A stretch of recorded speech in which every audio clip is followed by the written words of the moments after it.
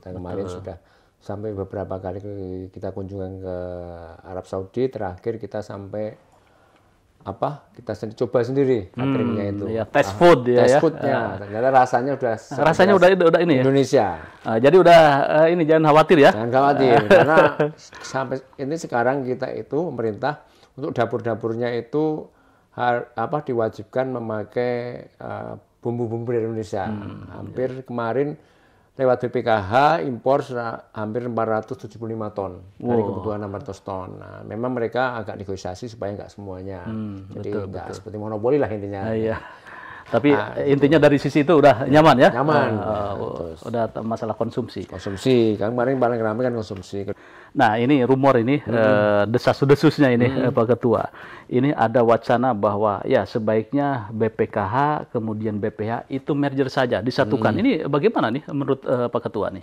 Jadi kalau saya rasa itu lain ranah ya Pak ya. Jadi kita ini pengelolaan keuangan, jadi mengolah uang itu secara optimal, nanti bisa memberikan keringanan manfaat ke biaya di haji. Di haji. Assalamualaikum warahmatullahi wabarakatuh. Waalaikumsalam warahmatullahi wabarakatuh. Pemirsa pada Squad TV, kembali bersama saya Sukmares dalam program Edukasi Haji atau Edukasi Haji. Bersama saya telah hadir Bapak Singgih Januar. Apa kabarnya Pak Singgih? Sehat. Alhamdulillah sehat. Beliau adalah Wakil Ketua Komisi 8, kemudian juga Ketua Panja Penyelenggara Haji dan Umroh ya, Pak Ketua. Ya, revisi undang-undang. Dan juga politisi Golkar atau dari fraksi Golkar, Dapil 5 Jateng Solo Raya. Ya, Solo Raya. Ini apa kabarnya nih Dapil? Nah, alhamdulillah aman ya. Jadi buat yang ada di Dapil Solo Raya harus menyimak nih tentang statementnya Pak Ketua. Ya. Baik, ini penyelenggaraan haji kan sudah berjalan ini, harapannya tentu akan lebih baik gitu ya. Amin. Nah, kira-kira bagaimana kita bandingkan dengan penyelenggaraan haji kemarin, kemudian juga yang sedang berjalan seperti ini, harapannya seperti apa ini, Pak Ketua? Jadi gini. Jadi dari pimpinan dan anggota Komisi 8, harapannya kan haji tahun ini lebih baik. Jadi kemarin kekurangan-kekurangan yang memang terjadi, hari ini kita bersama pemerintah berusaha untuk memperbaiki apa-apa yang kurang. Misalnya banyak hal, misalnya catering. Kita kemarin sudah sampai beberapa kali kita kunjungan ke Arab Saudi, terakhir kita sampai kita coba sendiri cateringnya itu. Ya, test food ya. Test foodnya. Ternyata rasanya udah ini ya. Indonesia. Jadi udah ini jangan khawatir ya. Jangan khawatir karena sampai ini sekarang kita itu pemerintah untuk dapur-dapurnya itu diwajibkan memakai bumbu-bumbu dari Indonesia. Hampir kemarin lewat BPKH impor hampir 475 ton dari kebutuhan 600 ton. Nah, memang mereka agak negosiasi supaya nggak semuanya. Jadi nggak seperti monopoli lah intinya. Iya. Tapi intinya dari sisi itu udah nyaman ya? Nyaman. Udah masalah konsumsi. Konsumsi. Kan kemarin paling ramai kan konsumsi. Kedua kita kemarin kan di masalah di Musna Arafah, Musdalifah dan Mina. Dan yang paling terasa kan di Mina dan Arafah. Memang space-nya kemarin kecil dan kita tinjau lagi kemarin memang sudah lebih baik.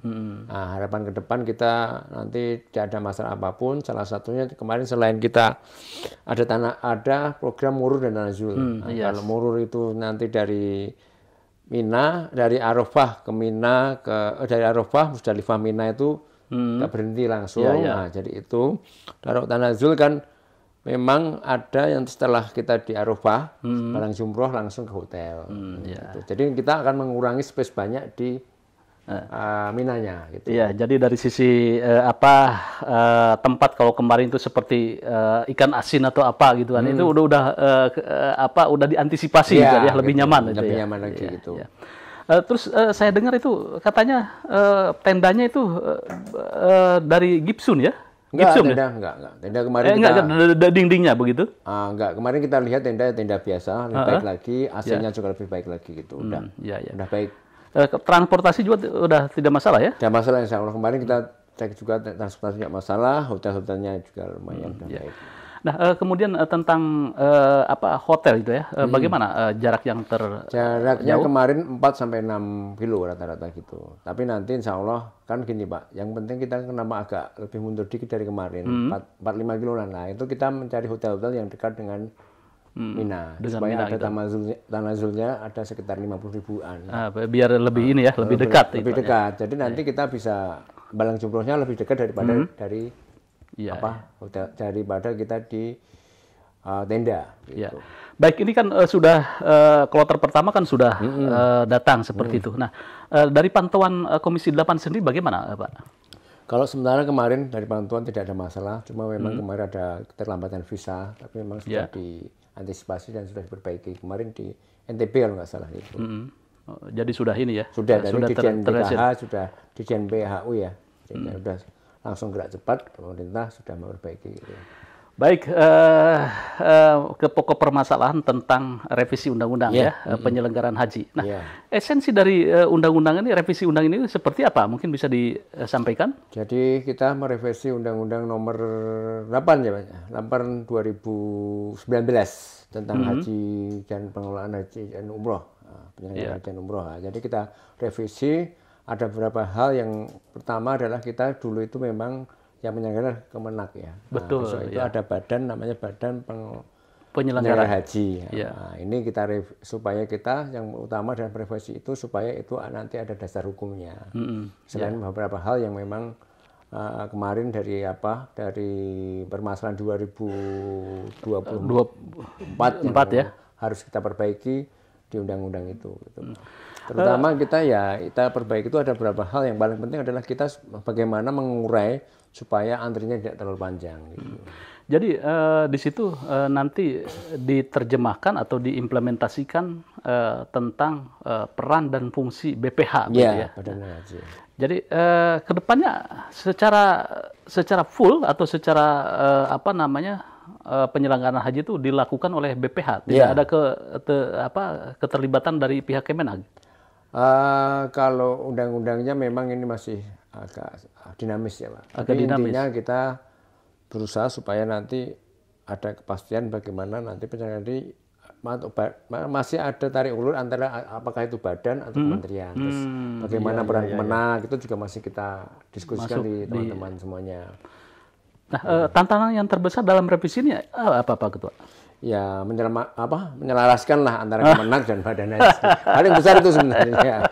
Kalau yang lain insya Allah tinggal kalau yang haji, yang undang-undang haji yang penyelenggaraan haji umroh kan intinya kita revisi itu tinggal memperbaiki hal-hal yang memang masih kurang. Dan kita mengikuti perkembangan zaman ya Pak ya. Karena Arab Saudi juga arahnya ke syarikah, swasta, kita harus bisa mengimbangi. Mengimbangi di situ. Jadi tantangan terbesar itu tadi. Kemudian esensi yang dari revisi undang-undang itu ya. Mungkin bisa dijelaskan? Kalau esensinya yang satu tentang tadi Badan Penyelenggaraan Haji, yang kedua tentang payung hukumnya, yang kedua adalah kita intinya adalah perbaikan di pelayanan haji dan baik perlindungan juga perlindungan dan pelayanan di ibadah haji dan juga di umroh. Gitu. Ya, jadi sekitar itu. Jadi pelayanannya bagaimana BPH itu agar ada payung hukum ketika menyelenggarakan ibadah haji selanjutnya. Yang sekarang itu masih ini ya, masih Kepres. sebagai Kepres, kemudian fungsinya juga masih pengawasan dan istilahnya pengawasan juga baru pengawas. Baru pengawas. Kalau nanti BPH menjadi penyelenggara, itu nanti Dirjen Haji atau yang lainnya berarti migrasi ke BPH? Ya, kalau secara ini pembicaraan kita di internal, nanti migrasi ke BPH. Lalu bagaimana dengan pengelolaan keuangan ini? Apakah dibahas juga, disinggung juga di RUU itu? Ya, jadi gini, untuk RUU tadi tentang pengelolaan keuangan haji itu memang tetap dua undang-undang yang berbeda, revisinya lain-lain. Tapi intinya pengelolaannya lain-lain, belum digabungkan. Betul, digabungkan. Nah, ini rumor ini, desas-desusnya ini, Pak Ketua. Ini ada wacana bahwa ya sebaiknya BPKH kemudian BPH itu merger saja, disatukan. Ini bagaimana nih menurut Pak Ketua nih? Jadi kalau saya rasa itu lain ranah ya Pak ya. Jadi kita ini pengelolaan dulu, pengelolaan keuangan, jadi mengolah uang itu supaya optimal, nanti bisa memberikan keringanan manfaat ke biaya di haji, Di haji, subsidi ya. Ya betul. Kalau ini fokus dulu di Penyelenggaraan haji supaya lebih baik. Nanti kita lihat perkembangannya nanti kalau memang harus digabung ya kita gabung. Kan kita namanya mengikuti perkembangan zaman ya. Undang-undangan bukan kitab, bisa direvisi, bisa diperbaiki kan gitu. Kalau digabung ini kan seperti dulu itu dikelola oleh Kemenag, kemudian juga ada kasus-kasus yang dahulu itu bagaimana nih Pak Ketua? Ya itu nanti kita atur ya. Nanti atur dan kita selesaikan bersama-sama kan gitu.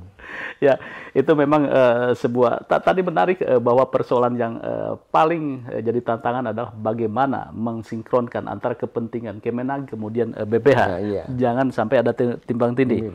Jadi nanti alurnya ada Kemenag, kemudian ada BPH, kemudian ada BPKH. Ini jangan sampai overlapping gitu kan ya. Atau ketiganya di merger, waduh, ini berabe juga ya Pak Ketua. Kalau ketiga nggak mungkin lah. Ini mungkin Kemenag kan fokusnya kemana, BPH kemana, BPKH kemana kan gitu.